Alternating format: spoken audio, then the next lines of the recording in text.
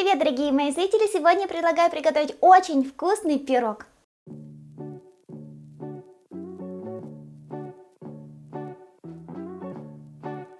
«90 грамм сливочного масла комнатной температуры, добавляю сюда щепотку соли, 50 граммов сахара и взбиваю миксером приблизительно 3-4 минуты. Масса посветлела и взбилась слегка, теперь добавляем сюда одно яйцо. Яйцо добавили и взбиваем еще 2 минутки. Вот такая масса у меня получилась. Теперь добавляю сюда 150 граммов пшеничной муки. Это сладкое песочное тесто. Сюда не нужно добавлять разрыхлитель, потому что оно и так достаточно жирное и будет рассыпчатым за счет сливочного масла. Долго тесто вымешивать не надо, просто объединяем его в один единый ком. Оно получается очень мягким и липким. Так и должно быть, не нужно забивать его мукой. Тогда оно у нас получится более рассыпчатым. Тесто упаковываем в пищевую пленку и теперь отправляем в морозильную камеру приблизительно на 15-20 минут. Нам нужно, чтобы сливочное масло схватилось, и тогда с тестом будет более удобно работать. Тем временем занимаемся кремом. В миску отправляем одно яйцо, добавляем 60 граммов сахара, перемешиваем. Добавляем 25 граммов кукурузного крахмала и тоже перемешиваем. Массу я взбила до такого вот светлого состояния, это буквально за 1 минуту. Теперь добавляем сюда 250 граммов теплого молока. Перемешиваем до полной однородности. И снова отправляем в кастрюльку, в которой будем варить заварной крем. После того, как вы увидите первые бульки, завариваем буквально 30-60 секунд и снимаем с огня. Постоянно помешивайте крем, не отходите от него и заваривайте на умеренном огне. В горячий крем добавляем 40 граммов хорошего сливочного масла и 10 граммов ванильного сахара. Перемешиваем это все до полной однородности. Вот такой красивый густой крем получился. При остывании он станет еще гуще. Крем накрываем пленкой в контакт, чтобы он у нас не заветрился. Вот так вот. Оставляем, пока будем заниматься остальными этапами приготовления пирога. Достали тесто, припылили его мукой и сразу на пергаменте вручную вот так вот его сначала растягиваем. Так, и теперь уже можно скалочкой раскатываем до диаметра приблизительно 26 сантиметров. Диаметр формы у меня 21 сантиметр. Чтобы тесто не липло, не забываем его немного присыпать мукой. Вот такой у меня получился круг. Если у вас есть специальная форма для тартов, то ее можно использовать.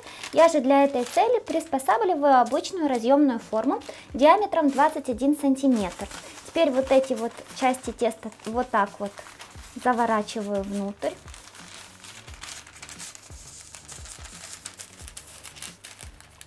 Сверху устанавливаю форму, фиксирую и теперь формируем бортики.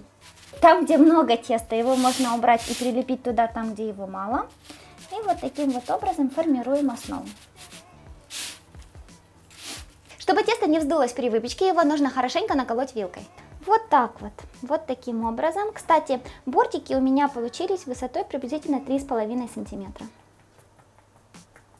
Хорошенько прошлась вилкой и по дну, и по краям формы, и теперь отправляем тесто выпекаться в уже прогретую духовку до 180 градусов на 20-22 минуты, может чуть больше, чуть меньше, ориентируемся по своей духовке. Тесто должно полностью приготовиться. Пока у нас выпекается корж, мы подготовим последний слой, это будет вишня. Здесь у меня 300 граммов очищенной замороженной вишни, я добавляю 60 граммов сахара, вы можете добавить больше, это зависит от самой вишни. И теперь ее немножко прогреваем, чтобы у нас она и растаяла, и сахар растаял. Берем 7 граммов быстрорастворимого желатина и заливаем сюда 35 граммов воды комнатной температуры, оставляем, чтобы он набух буквально на минуту. Вишня с сахаром закипела, снимаем ее с огня и даем остыть приблизительно 1-2 минуты. Почему мы это делаем? Чтобы не добавлять желатин в кипящую вишню, потому что он может потерять свои желирующие свойства. Его можно добавлять в горячую массу, но ни в коем случае нельзя добавлять в кипящую. Посмотрите, как набух желатин, отправляем его сюда. Сейчас он в горячем сиропе хорошенько у нас растворится. Перемешиваем. Все. Корж я уже тоже достала, посмотрите, какой он получился красивый и румяный. Теперь нужно, чтобы корж и вишня остыли до комнатной температуры. Крем у нас Остыл до комнатной температуры, снова его перемешаем. Теперь выкладываем крем на песочную основу, которая у нас уже тоже остыла. Поверьте мне, это будет просто бомбически вкусный пирог. Разравниваем. Вишня тоже остыла до комнатной температуры, и теперь ее будем выкладывать.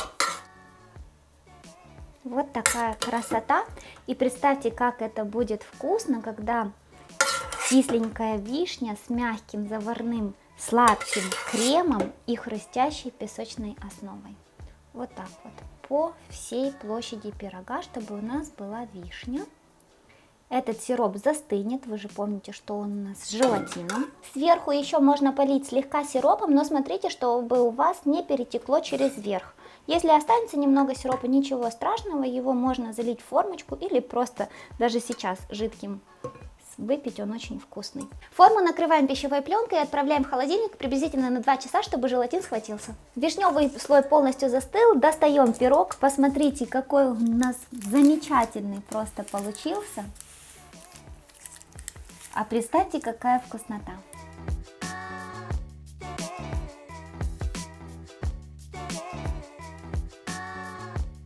Теперь давайте разрезать, как видите, желе уже застыло.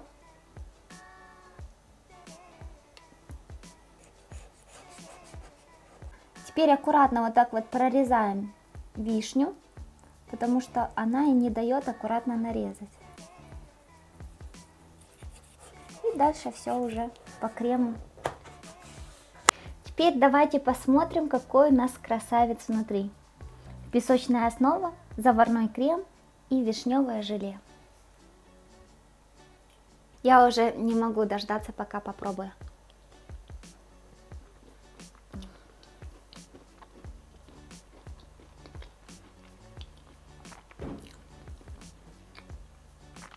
Я обожаю сочетание кисловатой вишни с заварным кремом, и здесь вот это песочное такое рассыпчатое тесто, это просто божественно вкусно. Конечно, не получается его прям идеально разрезать, но если вы в принципе сделаете из вишни не вот такую цельную вишню, а если вы ее перебьете в блендере, тогда оно будет прекрасно резаться и будет 2 слоя. Но это очень вкусно. Вот он, посмотрите, он в принципе стабильно держит форму. Это так нежно и так вкусно, что надо вам обязательно приготовить и попробовать. Готовьте эту вкусняшку с удовольствием. Я же с вами прощаюсь. Всем пока. До новых вкусных рецептов.